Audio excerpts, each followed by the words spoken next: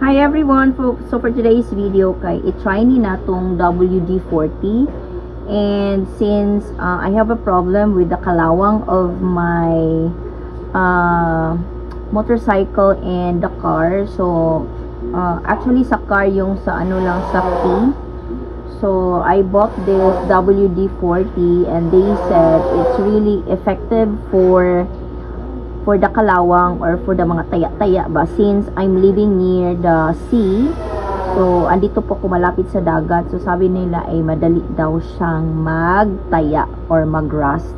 So let's try this WD-40. O diba, very cheap lang, 280, but I guess in malls or in some shops it's cheaper naman, but this one is 280.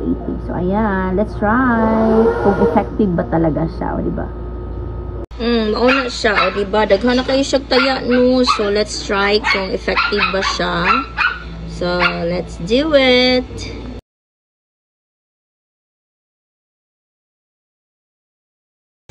So, ana lang siya. Spray ra daw na siya.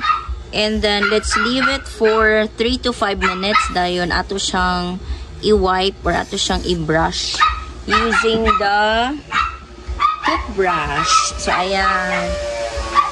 So, kanilang siya ang sakar. So, diha lang atong butangan, ana.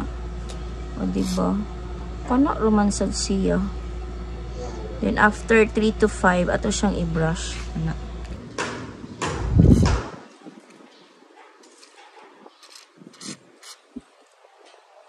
A few moments later. Naon siya. Kiskison. Atrapuhan.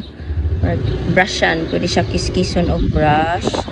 And then, pwede siya dry cloth o tanawa, di ba? Nawala. Wala ang iyahang gamay nga rust. So, ano lang. Diba?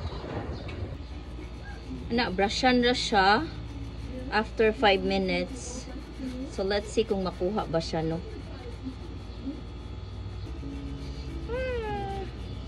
Baga-baga naman gud iyahang rust. So, o, di ba? O, makita yun nimo, o. Nipilit siya diri sa brush, diba? Ana na siya kawala, but needs pa siya time to kanang brush kit, diba? Pero medyo nawala-wala na siya, diba? O, diba? Look at that. Medyo nawala-wala na ang iyahang rust, pero napa siya yung mga nagpabili ng mga gagmay, which is kana bitong mga gahi, nakaayo siya.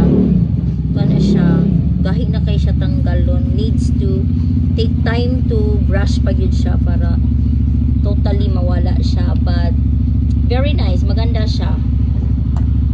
Panglinis ng mga kalawang, diba? Ayan, thanks for watching everyone. Bye.